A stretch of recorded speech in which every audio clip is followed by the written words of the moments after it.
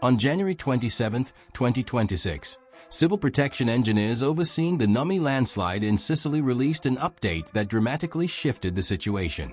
What authorities had first considered a serious but manageable geological event was now reclassified as a crisis with the potential to force the partial abandonment of an entire town. This was not a simple cliff collapse or surface slide. It was a rotational landslide, a deep, curved failure plain extending 40 to 60 meters beneath the ground, actively migrating backward toward the urban core of Niscemi.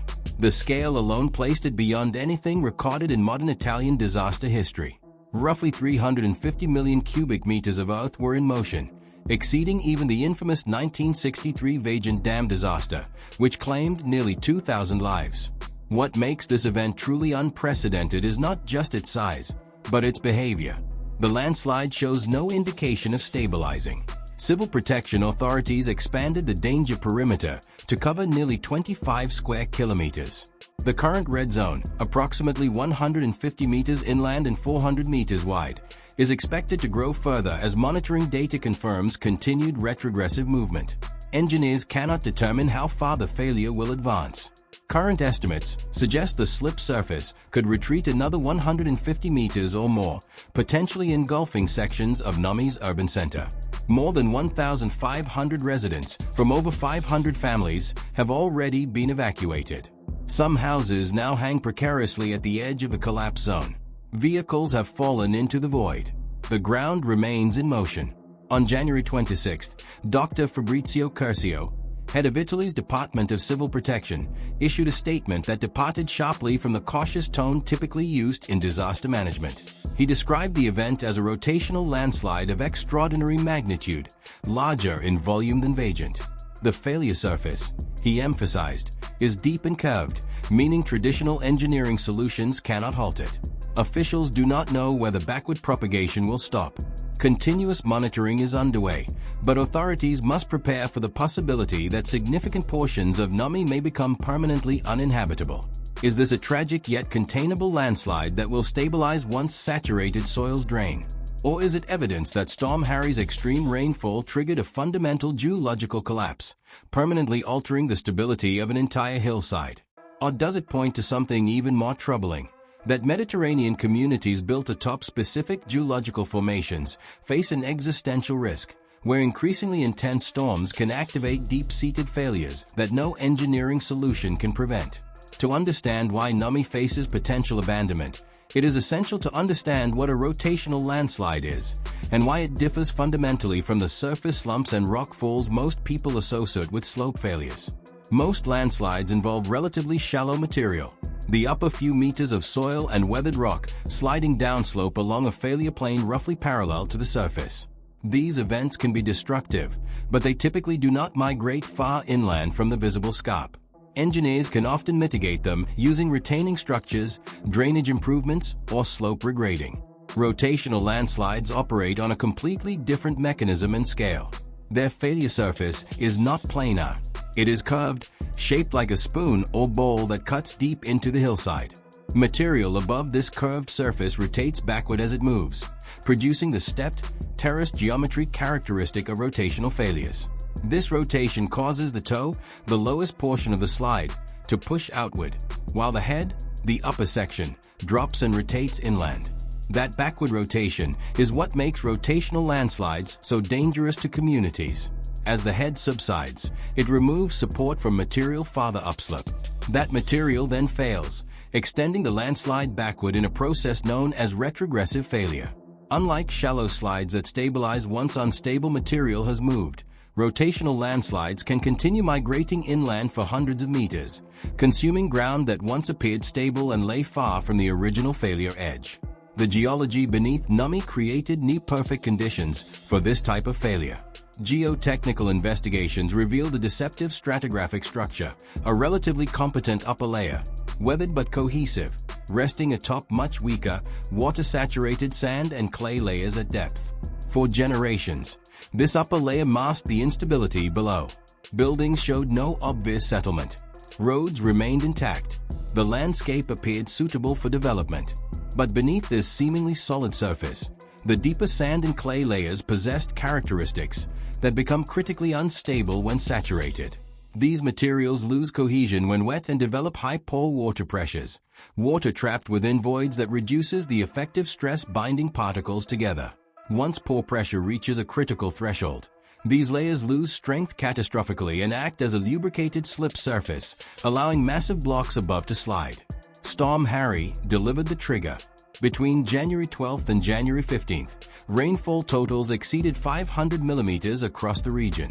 Water infiltrated through the permeable upper layers and accumulated within the deeper sand and clay units. Pore pressures rose. Shear strength declined. At a critical, unpredictable point, the weight of overlying material exceeded the reduced strength of the saturated layer, and the hillside began sliding along a deep, curved surface.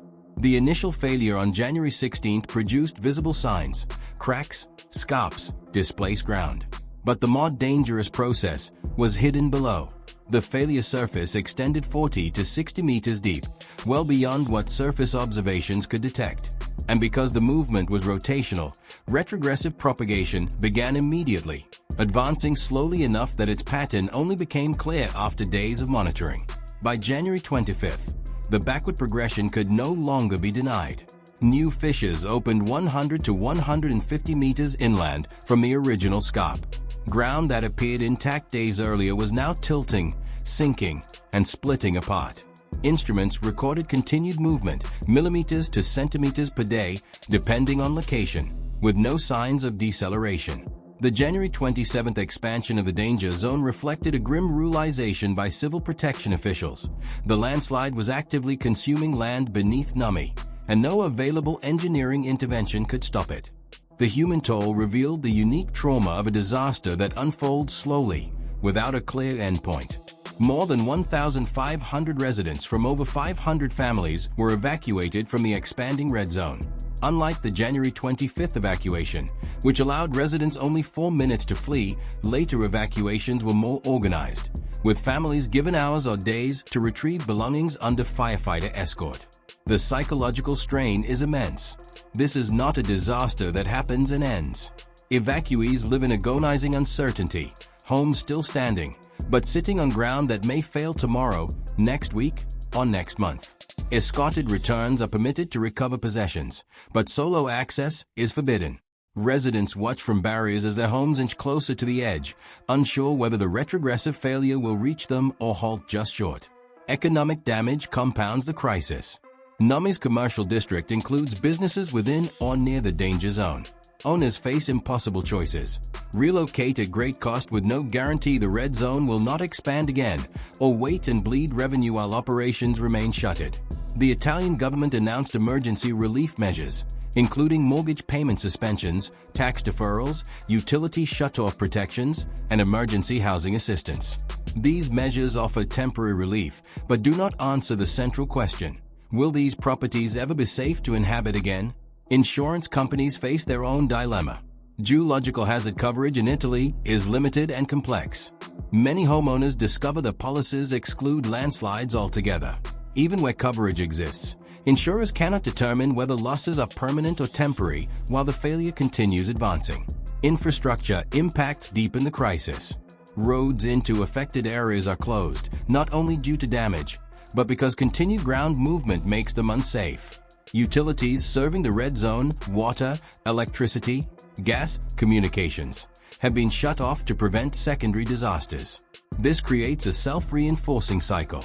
Even if parts of the area stabilize, restoring services requires investment in infrastructure that may soon need to be abandoned again if the failure resumes. Comparisons to the 1963 Vajont disaster help Italians grasp the scale. Vajont involved a massive landslide into a reservoir, generating a wave that overtopped the dam and destroyed downstream villages. Niscemi's landslide is not producing a wave, but the volume, 350 million cubic meters versus Vajont's 263 million, communicates magnitude in a way Italians understand viscerally. Civil protection teams deployed extensive monitoring, GPS stations tracking displacement, inclinometers detecting subsurface tilting, crack gauges measuring opening widths, and drone and satellite surveys. The data confirms ongoing movement, but cannot predict where or when it will stop. engineers examined possible interventions and reached a sobering conclusion. Retaining walls might stabilize shallow material, but they cannot address a failure surface 40 to 60 meters deep spanning square kilometers. Drainage could reduce groundwater pressure, but doing so would require thousands of wells, an impractical and economically impossible solution. Soil reinforcement methods like anchors or nails are ineffective at such depths. The technical verdict is stark: the landslide cannot be stopped. It will continue until it reaches a natural equilibrium, whether due to changes in geology, reductions in slope angle, or redistribution of stresses after sufficient material has moved. When and where that equilibrium occurs is unknowable. This forced civil protection officials toward an extraordinary recommendation: planned abandonment of the most severely affected areas and potential relocation support for residents whose homes will be lost or rendered permanently unsafe. The political response reflected the gravity of effectively surrendering inhabited land. Minister of Civil Protection Nello Musumeci announced an administrative investigation into why warnings from a 1997 landslide in the same area did not lead to preventive action or development restrictions. While aimed at accountability, the investigation raised uncomfortable questions. Would identifying past failures help the 1,500 people displaced in 2026? A complete construction ban was imposed within the danger zone, effectively declaring the land unfit for habitation. For property owners, this legal finality compounds physical loss. Italy announced it would seek assistance from the European Union Solidarity Fund, signaling that the scale of the disaster exceeds national capacity and sets troubling precedents for other at-risk communities. The broader context shows why Nami may be a warning for much of Italy and the Mediterranean. Italy has one of the highest landslide risks in Europe.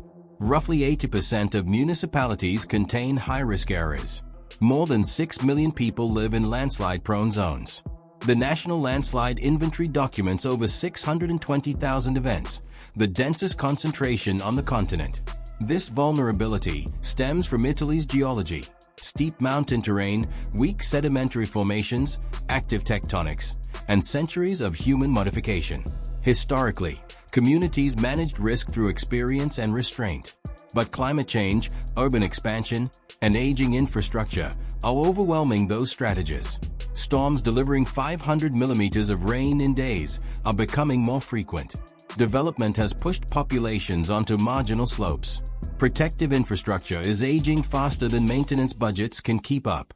The Nami landslide brings all these factors together: clay-rich geology, extreme rainfall, historical warnings, and a deep-seated rotational failure beyond the reach of engineering solutions. Monitoring continues day and night. Instruments record daily movement. Engineers search for signs of stabilization. Officials prepare for further evacuations. The displaced wait, some retrieving belongings under escort, others watching updates, hoping for clarity. The question is not whether the landslide will stabilize. All landslides eventually do. The question is how much of the town will be gone before it does. The systems designed to manage landslide risk in Italy were built for smaller, shallower failures. They struggle with events like Nami, where deep rotational movement can continue for months with no clear endpoint.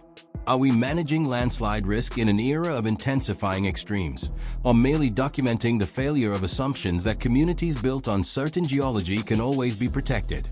Beneath Nami, along a curved failure surface 40 to 60 meters deep, saturated sands and clays continue to deform. Hundreds of millions of cubic meters of earth rotate backward, millimeter by millimeter, day after day, slow by human standards, relentless by geological ones. The hillside is failing not because of negligence, but because physics demands it. And the only remaining responses are monitoring, evacuation, and the acceptance that some land must be abandoned because protecting it exceeds both engineering capability and economic reason. That is the cost. And no one yet knows who will ultimately pay it.